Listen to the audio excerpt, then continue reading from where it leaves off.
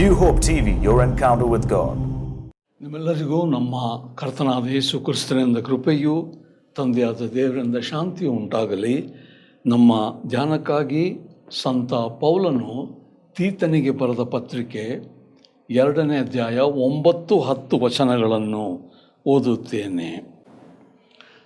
ದಾಸರು ಎಲ್ಲದರಲ್ಲಿ ತಮ್ಮ ಯಜಮಾನರಿಗೆ ಅಧೀನರಾಗಿದ್ದು ಅವರನ್ನು ಮೆಚ್ಚಿಸುವುದಕ್ಕೆ ಪ್ರಯತ್ನ ಮಾಡುತ್ತಾ ಎದುರು ಮಾತನಾಡದೆ, ಯಾವುದನ್ನು ಕದ್ದುಕೊಳ್ಳದೆ, ಪೂರಾ ನಂಬಿಗಸ್ತರೆಂದು ಹೆಸರು ಹೊಂದಿ ನಮ್ಮ ರಕ್ಷಕನಾದ ದೇವರ ಉಪದೇಶಕ್ಕೆ ಎಲ್ಲ ವಿಷಯಗಳಲ್ಲಿ ಅಲಂಕಾರವಾಗಿರಬೇಕೆಂದು ಬೋಧಿಸು ಎಂಬುದೇ. ದಾಸರಿಗೆ ಅಥವಾ ಸೇವಕರಿಗೆ, ಕೆಲಸ ಮಾಡುವವರಿಗೆ ಸದ್ಧರ್ಮದ ಬೋಧನೆ. ಎಕ್ಸಾರ್ಟೇಷನ್ ಟು ಹೆಲ್ಪರ್ಸ್ ಆರ್ ಸರ್ವೆಂಟ್ಸ್. ದಾಸತ್ವ ಅಥವಾ ಗುಲಾಮತ್ವ ಎಂಬುದು ಒಂದು ವ್ಯಕ್ತಿಯ ಮನುಷ್ಯತ್ವದ ಗಂಭೀರತೆಯನ್ನು ನಿರಾಕರಣೆ ಮಾಡುವಂಥದ್ದಾಗಿದೆ. Slavery is essentially a denial of the dignity and worth of an individual. ಯಾಕೆ ಈ ಅಭಿಪ್ರಾಯ ಇದೆ? ಒಬ್ಬ ಆಳಾಗಲಿ, ಒಬ್ಬ ಕೆಲಸಗಾರನಾಗಲಿ, ತಾನೂ ಸಹ ದೇವರ ಸೃಷ್ಟಿ ಮತ್ತು ಆತನೊಬ್ಬ ದೇವರ ಕುಮಾರನೆಂಬ ಅಭಿಪ್ರಾಯ ಇಲ್ಲದೆ ಕೇವಲ ಆಳು ಅಥವಾ ಕೆಲಸ ಮಾಡುವವನು ಒಂದು ಕೆಲಸ ಮಾಡುವ ಯಂತ್ರ ಎಂಬುದಾಗಿ ಭಾವನೆ ಮಾಡುವುದರಿಂದ ಅಲ್ಲವೇ ಇಂಥ ಒಂದು ಆಲೋಚನೆ ಬರುವುದು? Why do some people think that servants or helpers are just working machines? Is it not because they don't believe that they are also the creation of God and therefore they are God's children? ಸೇವಕರಾಗಿ ಅಥವಾ ಕೆಲಸಗಾರರಾಗಿ ಸೇವೆ ಸಲ್ಲಿಸುವ ಕ್ರೈಸ್ತ ವಿಶ್ವಾಸಿಗಳಿಗೆ ಸಹ ಕೆಲವು ಕಟ್ಟುನಿಟ್ಟು ಅಥವಾ ನೇಮ ನಿಷ್ಠೆಗಳು ಉಂಟೆಂದು ಪೌಲನು ತೀತನಿಗೆ ಉಪದೇಶ ಮಾಡ್ತಾ ಇದ್ದಾನೆ. A helper or a servant who is a Christian has also certain terms of reference of his work and how he should perform his work. And that is what Paul is asking Titus to teach. ಇದು ಎಲ್ಲಿ ನಮಗೆ ಎತ್ತಿ ಕಾಣಿಸ್ತದಂದರೆ 10ನೇ ವಾಕ್ಯದ ಕಡೆ ಭಾಗದಲ್ಲಿ ನಮ್ಮ ರಕ್ಷಕನಾದ ದೇವರ ಉಪದೇಶಕ್ಕೆ ಎಲ್ಲ ವಿಷಯಗಳಲ್ಲಿ ಅಲಂಕಾರವಾಗಿರಬೇಕೆಂದು ಬೋಧಿಸು ಎಂಬುದರಲ್ಲಿ. That Paul is talking to helpers to have certain rules and regulations and conduct of performance is seen in verse 10 at the end. He says, so that in everything, they means helpers, may adorn the doctrine of God. ಇಲ್ಲಿ ಸೇವಕರಿಗೆ, ಕೆಲಸ ಮಾಡುವವರಿಗೆ 3 ನಿರ್ಬಂಧಗಳು ಅಥವಾ 3 ಕರ್ತವ್ಯಗಳ ಬಗ್ಗೆ ಹೇಳ್ತಾನೆ. ಮೊದಲನೇದಾಗಿ 10ನೇ ವಚನದಲ್ಲಿ ಎದುರು ಮಾತನ್ನಾಡಬಾರದು. 10ನೇ ವಚನ ಮೊದಲನೇ ಭಾಗ. ಎದುರು ಮಾತಾಡೋದಂದರೆ ಒಬ್ಬ ವ್ಯಕ್ತಿಗೆ ಶಿಸ್ತಿಲ್ಲ ಎಂಬ ಅರ್ಥ. 9ರಲ್ಲಿ ಏನು ಹೇಳಿದಾನಂದರೆ, ದಾಸರು ಎಲ್ಲದರಲ್ಲಿಯೂ ತಮ್ಮ ಯಜಮಾನರಿಗೆ ಅಧೀನರಾಗಿದ್ದು ಅವರನ್ನು ಮೆಚ್ಚಿಸುವುದಕ್ಕೆ ಪ್ರಯಾಸ ಪಡುತ್ತಾ, ಅಂದರೆ ವಿಧೇಯತೆ, ವಿನಯ, ಮೆಚ್ಚಿಸುವಿಕೆ, ಸೌಜನ್ಯತೆ ಇಲ್ಲದೆ ಇರುವಿಕೆಯೇ ಎದುರು ಮಾತನಾಡುವಂಥದ್ದು. In verse 10, the first characteristic of a helper is not to be argumentative. What does it mean, not to be argumentative? In verse 10, he says, it just means not to talk back, no retaliation.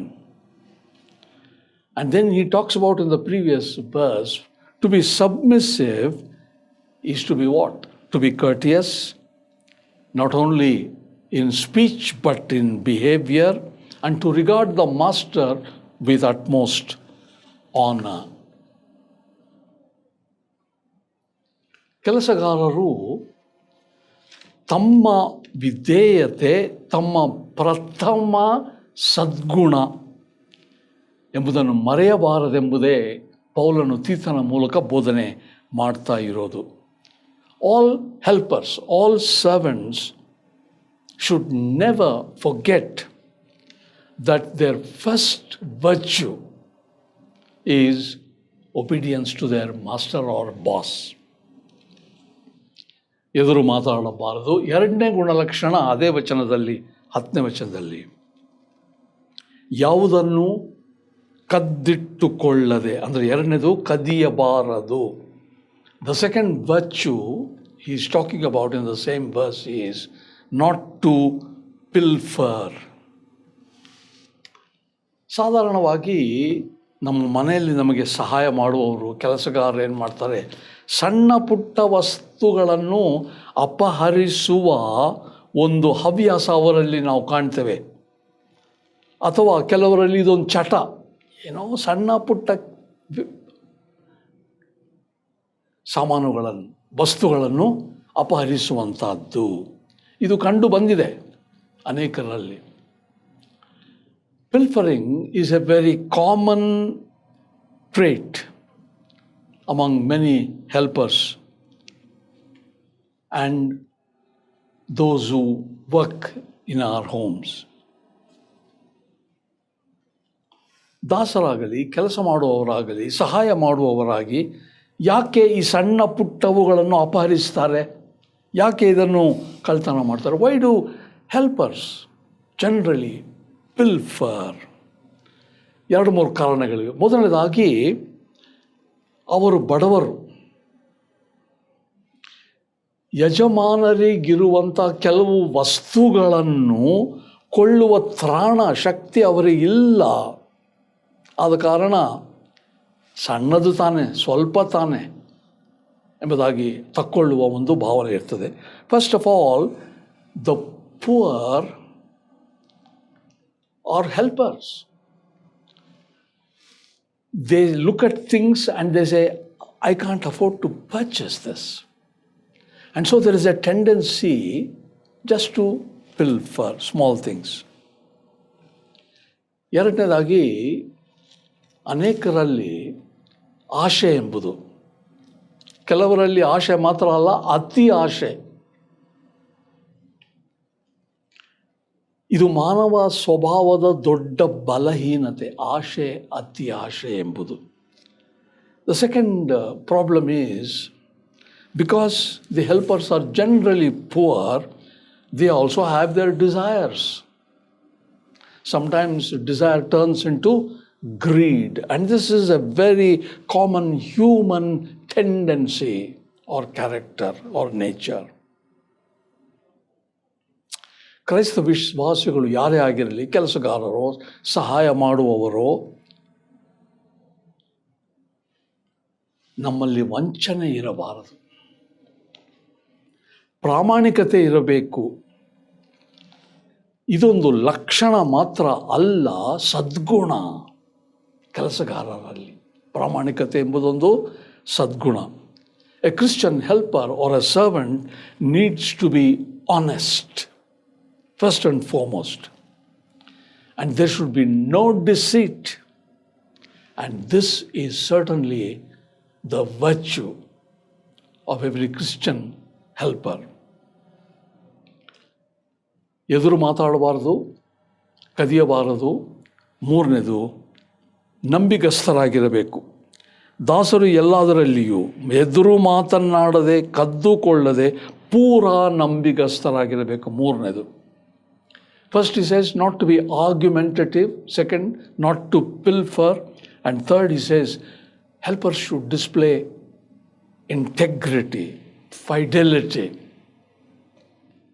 10ನೇ ವಚನದಲ್ಲಿ ಪೂರಾ ನಂಬಿಗಸ್ತರಾಗಿರಬೇಕು.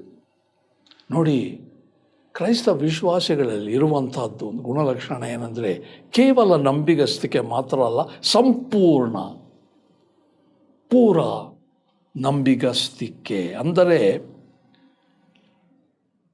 ನಂಬಿಕೆಯ ಪ್ರದರ್ಶನವೇ ನಂಬಿಗಸ್ತಿಕೆ.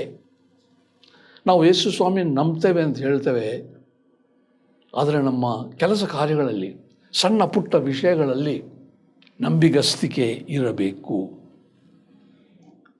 ಕಾರಣ, ನಮ್ಮ ನಂಬಿಗಸ್ತಿಕೆಯೇ ನಮ್ಮನ್ನು ನಾವು ವಿಶ್ವಾಸಿಗಳು, ಯೇಸು ಕ್ರಿಸ್ತನನ್ನು ನಂಬಿದವರು ಎಂಬುದಾಗಿ ಸಿದ್ಧಾಂತ ಮಾಡುವಂಥದ್ದಾಗಿದೆ.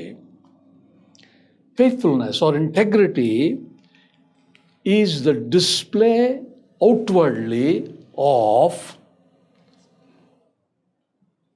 one's faith and relationship with the Lord Jesus Christ.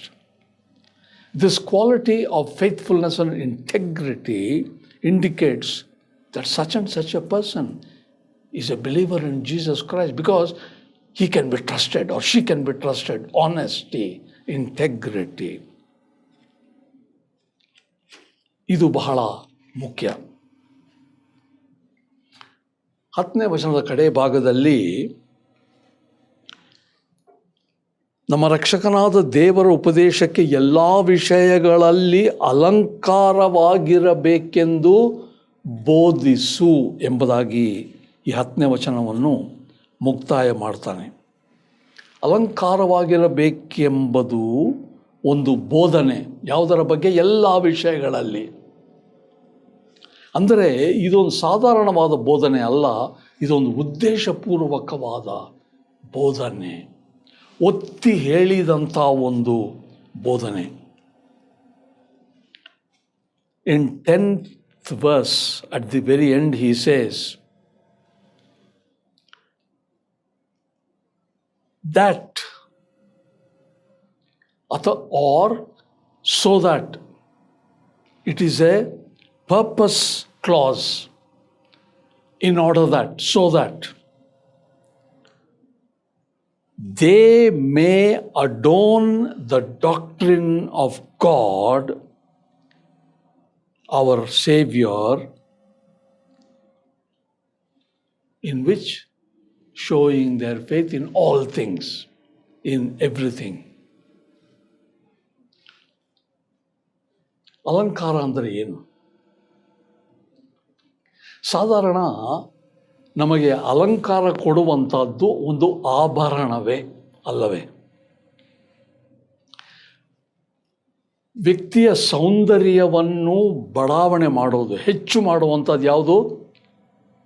ಒಂದು ಆಭರಣ. ಅದೇ ಅಲಂಕಾರ ಮಾಡೋದಕ್ಕೆ ಕಾರಣ. ಸಾಧಾರಣವಾಗಿ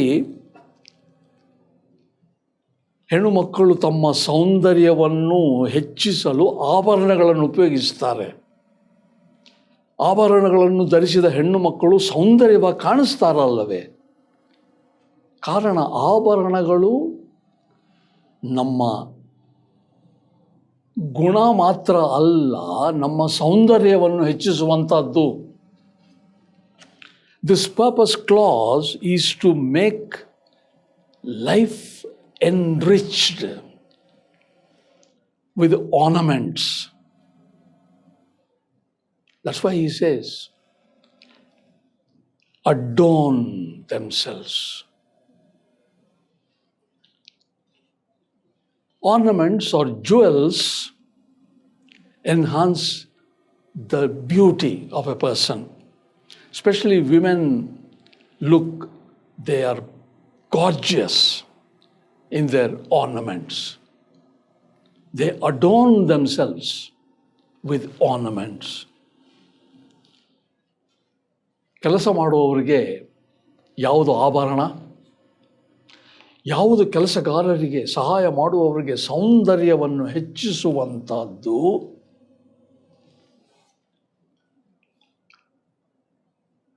ನಮ್ಮ ರಕ್ಷಕನಾದ ದೇವರ ಉಪದೇಶಕ್ಕೆ, ಅಂದರೆ ದೇವರ ವಾಕ್ಯ ಎಲ್ಲ ವಿಷಯಗಳಲ್ಲಿ ಸೌಂದರ್ಯ ಅಥವಾ ಅಲಂಕಾರವಾಗಿರಬೇಕೆಂದು ಬೋಧಿಸು. ನಾವೇನನ್ನು ಬೋಧಿಸ್ತೇವೆ?